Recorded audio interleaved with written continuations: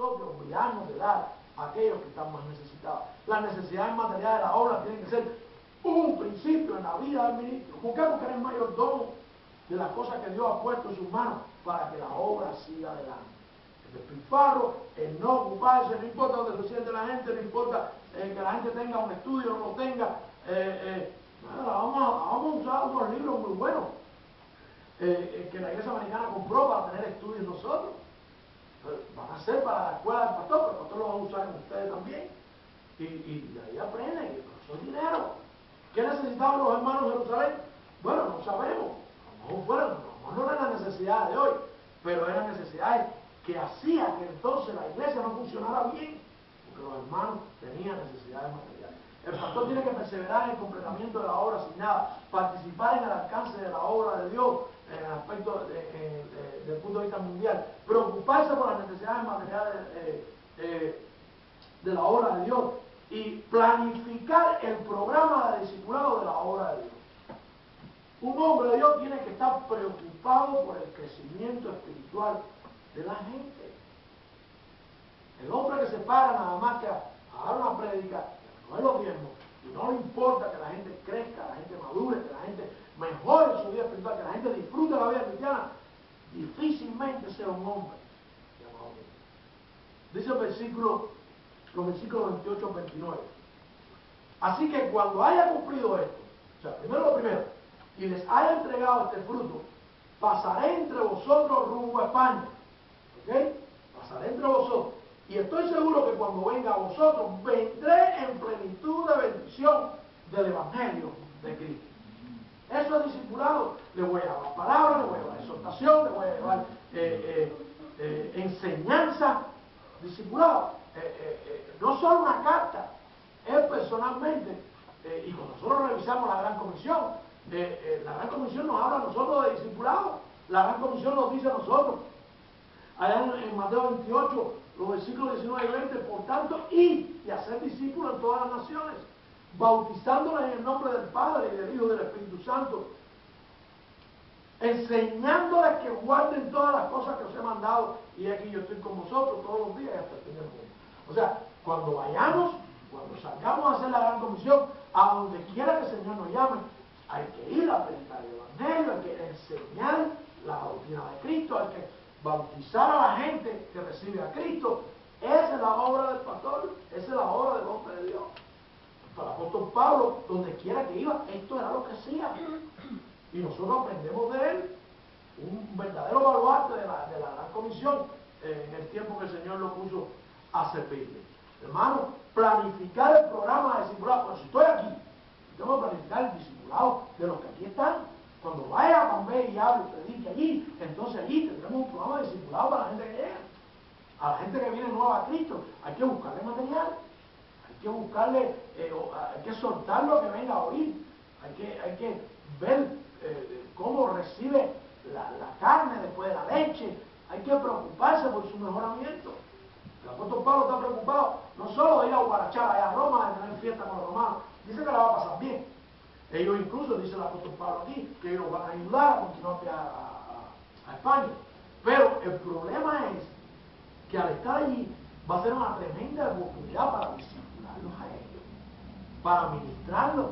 El hombre de Dios que no está preocupado por el crecimiento espiritual de la gente, no le ama, no está llamado. Si nada más le importa que usted venga, que usted haga presencia física y dé 4 pesos, no es un hombre llamado por Dios. Hay personas que no les importa el crecimiento espiritual de la gente, y cuando la gente se pone brava, lo primero que piensan es pedir el diezmo de esa persona. No, si es un cristiano, mira, si no es cristiano, no me cojan el diezmo. Para ser honesto, si no es cristiano, no me cojan el diezmo. Dile, el dinero que está dando, no, ¿cuál es? Vaya, es una situación extrema, una situación difícil, pero si lo vamos a ver desde el punto de vista bíblico, lo que tiene que importar a ti es el crecimiento espiritual de la gente, que la gente se salve, que la gente disfrute la vida cristiana, que la gente crezca, ¿verdad? No lo que da. Bueno, mucha gente que no le va a gustar oír algunas cosas, pero confiamos en que si tienen el Espíritu de Dios, todo va a marchar bien y van a entender. la gran comisión, hermanos míos, incluye discipulado, enseñanza. ¿Cuántas veces tenemos pastores? Eso lo vemos por todas partes, con 3 o 4 versículos se paran y ya con eso resolvieron una prédica de cada domingo y ahí terminó todo. Tienen terror a predicar la Biblia completa, libro por libro, versículo por versículo, en el contexto, de manera expositivamente. Tienen terror hacerlo, porque se ofende a la gente, o lleva mucho trabajo, o lo que le interesa es tener un grupo grande de gente que venga. ¿Y saben lo que dice? Vamos a darle esa tarea a la música. Entonces se olvidan de lo que es la prédica, 10 minutos de prédica, 40 de música, se vienen a la iglesia, y bastante dinero, se trae bastante dinero. Por último, mi hermano, otro aspecto, otro principio que encontramos aquí, especialmente en los versículos de 30 al 32, es que el hombre de Dios, el siervo de Dios, el ministro llamado por Dios, permanece en relación y dependencia con el Dios de la obra. La obra no es de nosotros, la obra no la inventamos nosotros, la obra no la abrimos nosotros, la obra es de Dios. Y por tanto el ministro tiene que estar en dependencia completa y absoluta con el Dios de la obra. El Dios que tuvo esta idea, el que creó su iglesia, el que fundó su iglesia, el que murió por su iglesia, el que viene por su iglesia. Nos pide a nosotros, cuídame mis ovejas, me amas, aliméntalas, apaciéntalas. Dicen los versículos del 30 al 33. Os ruego, hermanos, por nuestro Señor Jesucristo y por el amor del Espíritu, que os esforcéis conmigo en oración por mí a Dios. Si ustedes no oran por mí a Dios, esforzándose que el pastor no se descarríe, que el pastor no cambie, que el pastor se mantenga firme, que el pastor, me imagino como habrá hablado a media, cuando yo, que no se vaya, que si ustedes no oran por mí, yo tengo que pedírselo, por favor, oren por mí, oren por el pastor. Si ustedes creen que, si ustedes no creen que, por favor, Señor, llévatelo, por favor, desaparécelo. Si ustedes creen que no es el hombre que Dios ha llamado a este lugar, pero oren. Pablo le está pidiendo que oren, porque la dependencia del siervo de Dios es de Dios, él depende de Dios. Si la gente está pidiéndole, si el pastor le está pidiendo a Dios, porque le dé fuerza para estar aquí, pero todo el mundo le está pidiendo que se lo lleve, entonces el Señor dice, no puede ser que tanta gente que tenga el mismo Espíritu de Dios estén equivocados. Oren por el pastor, porque el pastor depende de que Dios haga lo que Él quiere hacer en la vida de Él, no es lo que yo quiera hacer. Oren para que yo nunca haga mi voluntad, sino que se haga la voluntad del Padre. Pero Pablo está demostrando aquí que su dependencia va cuando le pide a los hermanos que oren por Él, que oren por Él. Dice el versículo 31, para que sea librado de los incrédulos que están en Judea. ¿Sabe de qué está hablando? De persecución. Hermano, oren, porque de la misma manera que ustedes me aman, que ustedes me quieren, que ustedes aman por mí, hay mucha gente que no. Hay incrédulos allá afuera que vienen, se sientan, oyen, no hacen nada y con la misma se van y lo que crean es problema. Y salen hablando más para el pastor, ¿verdad? O de la iglesia.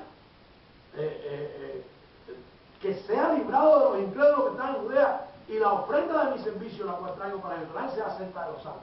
Que lo que voy a llevar a Jerusalén sea bien recibido, no haya crítica, no haya rechazo, lo estoy haciendo con mi corazón, es lo que Dios me ha puesto en el corazón para llevar. De manera que esto sea bien visto, que no sea mal interpretado. Oren por el siervo de Dios. El siervo de Dios depende de Dios. Pablo está demostrando con esta oración, en la que incluye algunos motivos, la ofrenda, incluye esta persecución de los incrédulos. Esta persecución, hablando de los incrédulos, está hablando de los judíos. Definitivamente cuando llegó a Jerusalén, los judíos se opusieron porque había predicado a los gentiles, había abierto la iglesia con gentiles y decía que estaba cambiando todo lo que había enseñado, ¿verdad? Hermano, oren por el pastor, porque el pastor depende y tiene que estar en relación con Dios, dice el versículo 32, para que con gozo llegue a vosotros por la voluntad de Dios y que sea recreado juntamente con vosotros. Oren para que el pastor haga la obra con gozo, para que el pastor esté tranquilo, para que el pastor no tenga que preocuparse por una necesidad, para que el pastor pueda hacer lo que Dios le ha mandado, para que llegue a vosotros por la voluntad de Dios y que sea recreado juntamente con nosotros. Qué hermoso es cuando nos reunimos y decir, pastor, hemos crecido, pastor, somos pocos, pero la iglesia marcha bien, pastor, hemos sido fieles, todo está bien porque hemos orado, usted ha dependido de Dios, nosotros también, y Dios ha provisto. Ese era el deseo de Pablo cuando estuviera entre ellos. Pero no solo que la gente ore, dice Pablo, y el Dios de paz sea con todos vosotros. Está orando a Dios.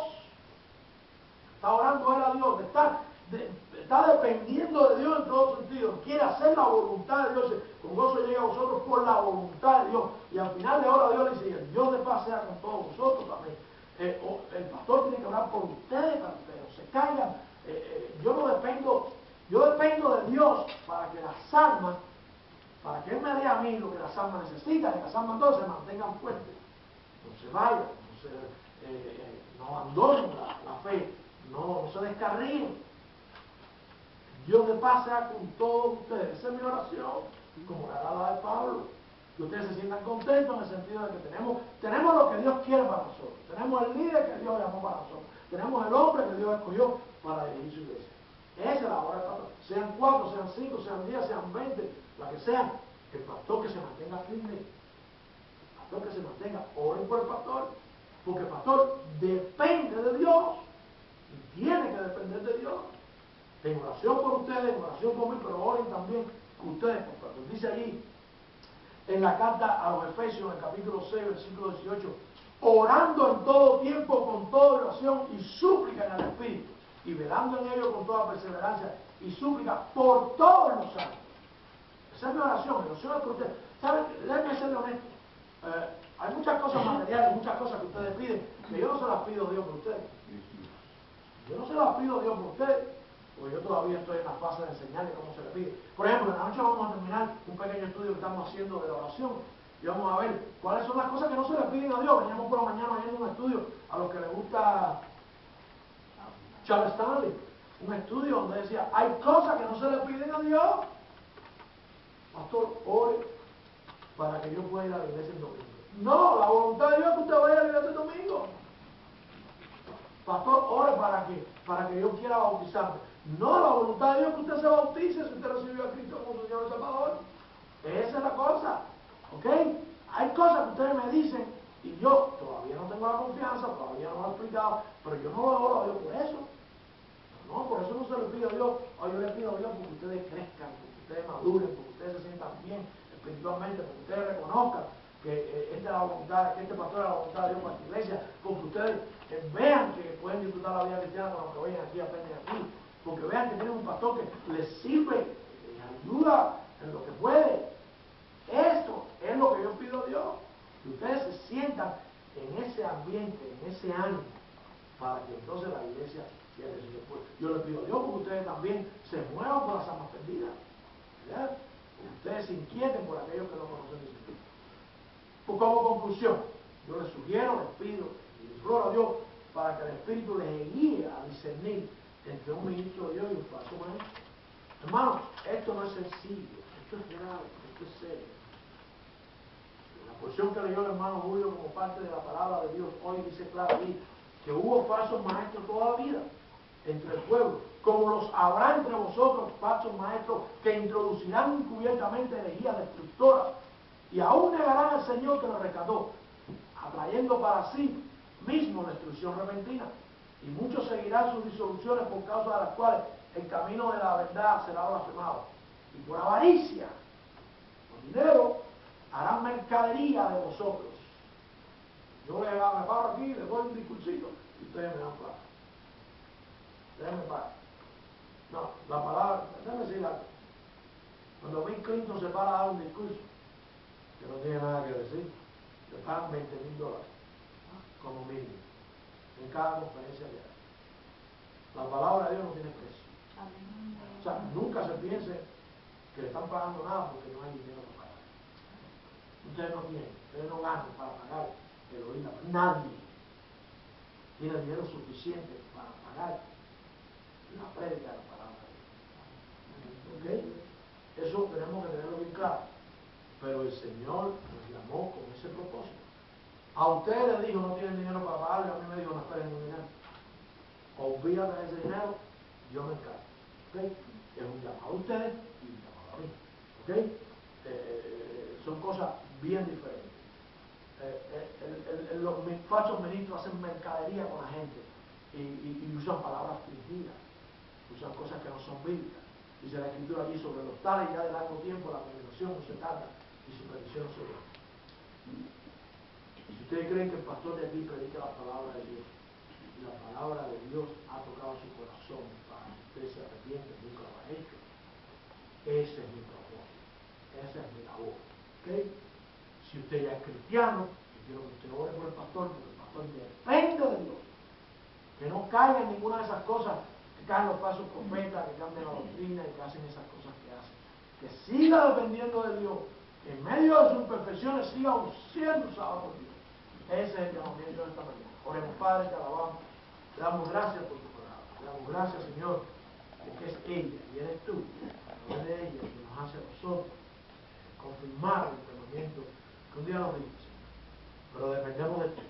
Pido a tu pueblo, Padre, esta mañana que oren por el pastor, que pidan, Padre, porque siga cumpliendo con los principios que nos enseña el apóstol Pablo, nos enseña toda la Escritura acerca de lo que es un ministro. Yo te ruego, Padre, como requisito fundamental, como parte más importante del Evangelio, quiero llenar este lugar con el Evangelio, pero más que todo el alma de aquellos que no se ha llenado con tu santa palabra.